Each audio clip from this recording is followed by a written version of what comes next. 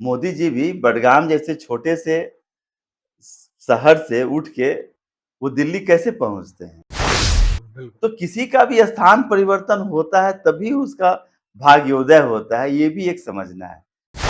शादी हुआ और फिर वो लड़की वापस उसको समस्या हुई अपने वैवाहिक जीवन में वापस घर में आई। वापस नमस्कार, मैं हूँ राकेश कुमार। आप देख रहे हैं मत अभिमत का विशेष कार्यक्रम अलौकिक अध्यात्म। आज हम हैं मुजफ्फरपुर के संस्थान वास्तुकी में। वास्तुकी के विषय में आप जानते हैं बेहतर ढंग से। नॉर्थ बिहार का सबसे बेहतरीन, सबसे ज़्यादा जाना माना संस्था, जो वास्तु से जुड़ा हुआ नक्शा बनाने के लिए, घर की डिजाइनिंग के लिए, इंटीरियर के लिए जाना जाता है। और उसके निदेशक हैं, आप पूर्व परिचित हैं, इंजीनियर आर.के. सिंह। और साथ में कैम्ब्रिज इंटरनेशनल करके इनका स्कूल है, एकेडमी चलाते हैं, जिसकी 2 शाखाएं हैं, मुजफ्फरपुर और मोतिहारी में। तो पिछले दफ़ा जब हम लोगों ने पॉडकास्ट किया था तो एक ऐसी समस्या को उजागर किया गया था जिससे हर व्यक्ति कहीं ना कहीं कमोवेश परेशान है। तो उस परेशानी का क्या इलाज है और क्या वास्तु से जुड़ा हुआ वो परेशानी हो सकता है, इसी पर आज हमारी बात होनी है।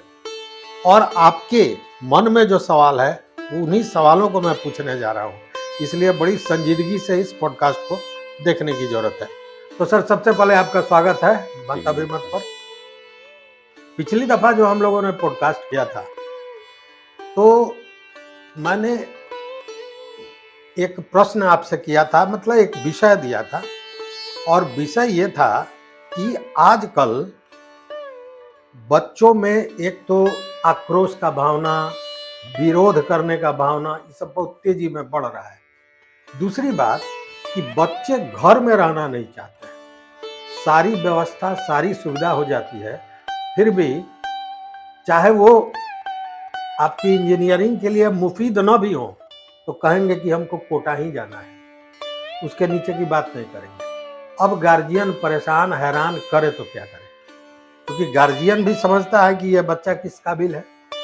रुझान उसका है कला की तरफ, और देख रहा है कि इंजीनियर साहब बहुत बड़ी बात हो जा रही है तो वो उसकी बात करता है। तो इसके लिए हम लोग क्या कर सकते हैं और वास्तु के हिसाब से इस पर क्या कहा जा सकता है, इसको हम चाहेंगे कि देखिए, वास्तु अगर बच्चों के कैरियर के संदर्भ में देखें तो बहुत कुछ कहता है। अच्छा, पहला, जैसे आपने एक सवाल उठाया कि बच्चे के अंदर बहुत ज़्यादा आक्रोश है, बच्चे के अंदर हर बात पे रिएक्शन करने का एक एटीट्यूड्स है। आप उनको कुछ बात कहते हैं, वो बोलते नहीं मानेंगे, नहीं, वो जिद पकड़ लेते विरोध हैं, करते हैं। विरोध करने लगते हैं, है ना? अपनी बात आपसे मनवाने के लिए जिद करने लगते हैं। तो ये तब होता है, आक्रोश किस चीज़ से होती है? आक्रोश के पीछे एक अग्नि तत्व काम करता है। यानी कि उस व्यक्ति में, उस बच्चे में अग्नि तत्व प्रचुरता काफ़ी में है। प्रचुरता में है। तो वो जो है, क्योंकि अभी उसका उम्र हुआ नहीं है, उसके पास समझ नहीं है, तो वो अपने अग्नि तत्व को कैसे अपने विकास में इस्तेमाल करे, ये वो जान नहीं रहा है, उसके पास समझ नहीं है, विवेक नहीं है। तो वो जो अग्नि तत्व है ना, उसको एक नकारात्मक दिशा में ले जाता है, क्योंकि उसके पास उपलब्धि नहीं हो रही है, करियर नहीं हो रहा है, कुछ भी नहीं हो रहा है। तो उसके अंदर एक आक्रोश, एक डिप्रेशंस और ये सब चीज़ें काफ़ी होता है। तो ये तब होता है, अग्नि तत्व कैसे बढ़ेगा? अगर वो बच्चा दक्षिण-पूरब के कमरे में, है ना, अगर ज़्यादा से ज़्यादा रह रहा है किसी, तो उसका, या मकान में अग्निकोण का कोई दोष है, तो बच्चे के अंदर में एक आक्रोश का प्रवृत्ति जो है वो, मतलब अग्नि कोण तो हो गया उत्तर पूरब, नहीं, दक्षिण-पूरब। सॉरी, दक्षिण पूरब। तो दक्षिण पूरब में अगर दोष हो तब उस पर प्रभाव पड़ेगा, अन्यथा उस दिशा में कोई कमरा है जिसमें वो रह रहा है हाँ, तब परेशानी। बिल्कुल। उसमें वास्तु दोष ना भी हो और दक्षिण-पूरब या उसके बगल के कमरे में अगर वो रह रहा है, तो उसके अंदर में इस तरह की टेंडेंसी जो है, आक्रोशित होना, शॉर्ट टेम्पर्ड होना, है ना? किसी बात का जवाब देते रहना, बातों को नहीं ठीक से समझना, तो ये सब जो चीज़ आ रहा है, वो आपको अग्नि तत्व की प्रचुरता उस पे हो रही है, उसका प्रभाव हो रहा है। तो पहला तो बच्चों को उस जगह पे नहीं रखें। दूसरा एक और समस्या है कि बच्चे के अंदर में आलसपन का भाव बहुत हो जा रहा है। आप उसको कोई काम रहा है, वो सुस्त सा पड़ा हुआ है, किसी काम में उसका इंटरेस्ट नहीं हो रहा है, पढ़ने में उसका मन नहीं लग रहा है ना? बराबर आप देखेंगे कोई ना कोई बहाना करके वो सोना चाह रहा है। तो उसका मतलब है कि उसमें पृथ्वी तत्व बहुत ज़्यादा हो गया है, तो पृथ्वी तत्व भी उसमें बहुत नहीं होना है। पृथ्वी तत्व जो है, एक सीमा से ज़्यादा होने से उसका एक नकारात्मक प्रभाव होता है। वही दक्षिण-पश्चिम के स्थान पे अगर गृह स्वामी या कोई बड़ा आदमी रहे, तो वो उसको फ़ायदा देता है। क्योंकि उसके पास एक अपना एक पुण्य है, उसके पास एक अपना एक अनुभव है, समझ है, उसके पास एक पावर है ना? स्पिरिचुअल पावर है, उसके पास में अपना वर्क फ़ोर्स का पावर है, नॉलेज का पावर है, तो बहुत सारी चीज़ उसके साथ जुड़ी हुई है। तो वो क्या करता है कि दक्षिण-पश्चिम जो है, आप समझ जाइए कि एक तरह से वो हाथी की सवारी है। अच्छा। क्योंकि वो स्थान किसका है? राहु का, केतु का, पूतना का, वास्तु राक्षस का। तो ये एक पॉज़िटिव देगा, लेकिन बिल्कुल उस हाथी की तरह है। तो हाथी की सवारी कौन करेगा? जो अंकुश रखे हाथी पे। अगर हाथी पे आप अंकुश नहीं रखेंगे, तो हाथी सबसे पहले महावत को परेशान करता है बिल्कुल, ना? बिल्कुल। बहुत परेशान करेगा, उसका जीवन खतरे में डाल सकता है।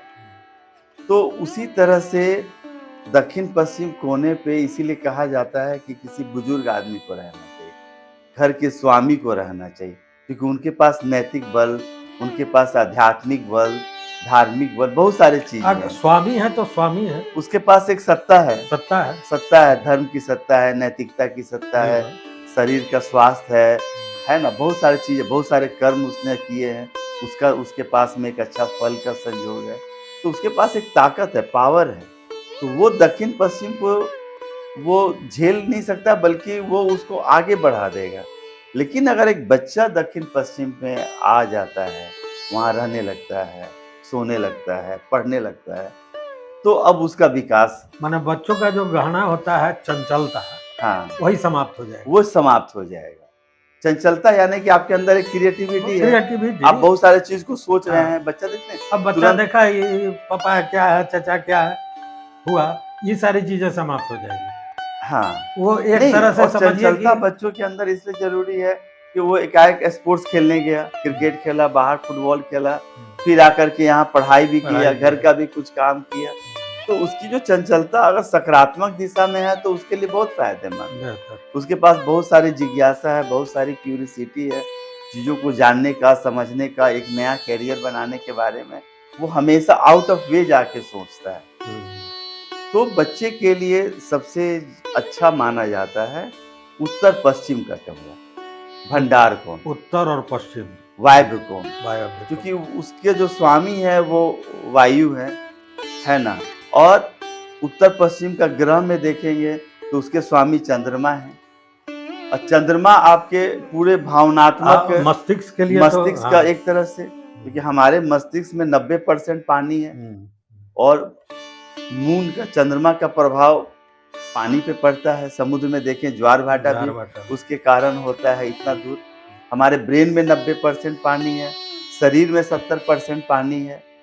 तो पूरा चंद्रमा का प्रभाव है। उत्तर-पश्चिम में जाने से वो चंद्रमा के गुड मतलब कि कॉन्टैक्ट में आता है।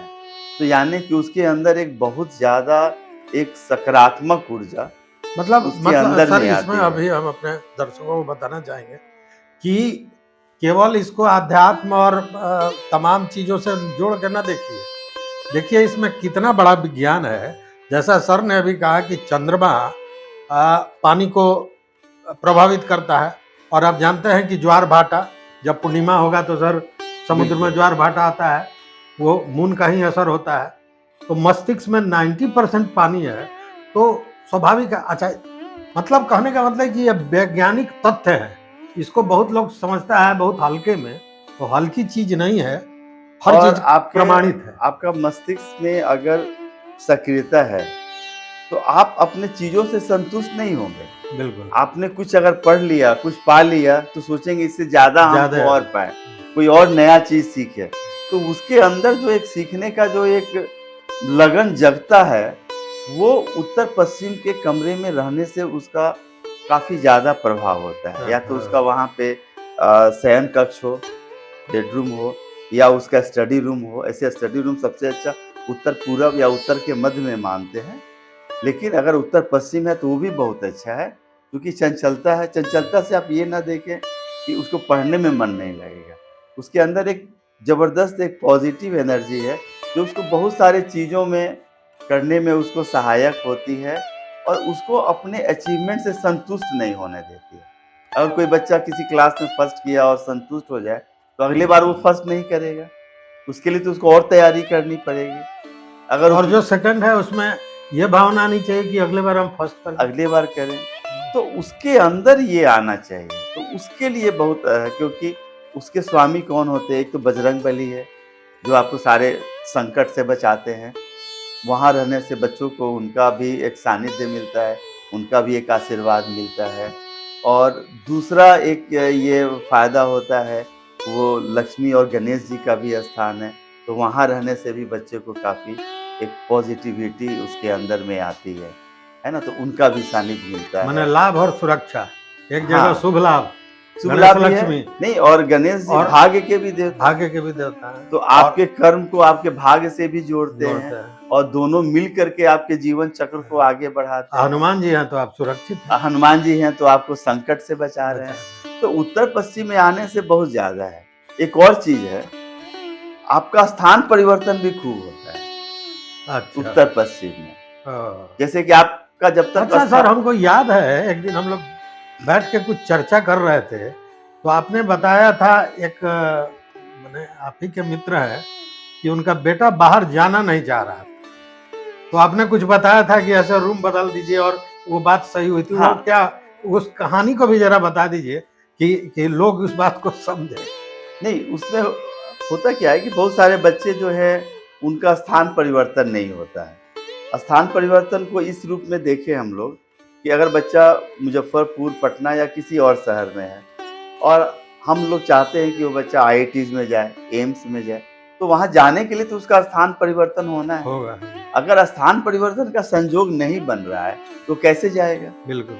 तो ये जो फैक्टर्स है यहाँ पे चंचलता इतनी ज़्यादा होगी, तो उसको उस जगह से शिफ्ट कराने के लिए वो मतलब करेगा, जंप कराएगा। जंप करा देगा आपको। आपके करियर में जो जंप चाहिए, जी। वो आपको देगा। क्योंकि आप एक छोटे से शहर में हैं और आपको आईआईटीज़ में जाना है, एम्स में जाना है, यूएसए जाना है, तो आखिर आप इस जगह से चिपके रहेंगे तो विकास नहीं होगा। नहीं होगा। स्थान परिवर्तन होगा तभी बच्चे का विकास होगा, क्योंकि दूसरे शहर में, दूसरे जगह पे उसका करियर है, उसका फॉर्च्यून उसका इंतज़ार कर रहा है। तो स्थान परिवर्तन होगा तभी वो जाएगा वहाँ पे। मोदी जी भी बडगाम जैसे छोटे से शहर से उठ के वो दिल्ली कैसे पहुँचते हैं? अगर उसी छोटे से शहर में अगर वो वहाँ पे रह जाते। रह जाते, तो आज वो नहीं होते जो आज हैं वो। बिल्कुल, बिल्कुल। तो किसी का भी स्थान परिवर्तन होता है तभी उसका भाग्योदय होता है, ये भी एक समझना है। और विशेषकर बच्चों के संदर्भ में अच्छी शिक्षा लेने के लिए आपको स्थान परिवर्तन करना है। अच्छा करियर लेने के लिए आपका स्थान परिवर्तन होना है। और अगर आप दक्षिण-पश्चिम में हैं तो स्थान परिवर्तन नहीं होने देगा। वहाँ जड़ता है, आपको वो खींचेगा, आपको उस जगह से चिपकाएगा। तो नेचुरली जब स्थान परिवर्तन नहीं होगा तो आप जाएँगे नहीं। लेकिन लड़कियों के लिए भी, जिन लड़कियों की शादी जैसे कि मैरिजेबल एज है, उनको अगर आप उत्तर-पश्चिम के स्थान पे रखते हैं, तो उनका मैरिज का संजोग बहुत जल्दी बनता है। क्योंकि हाँ, हाँ, वो बहुत क्योंकि वो स्थान परिवर्तन स्थान कराना है। परिवर्तन होगा। हाँ, स्थान बेटियों क्योंकि का लड़की का जब तक घर नहीं बदलेगा, अपने बदलेगा। पिता का घर नहीं वो छोड़ के जाएंगी, तब तक वो अपने नए उनको ठौर ठिकाना नहीं मिलेगा। तो उसके लिए उनका स्थान परिवर्तन होना है।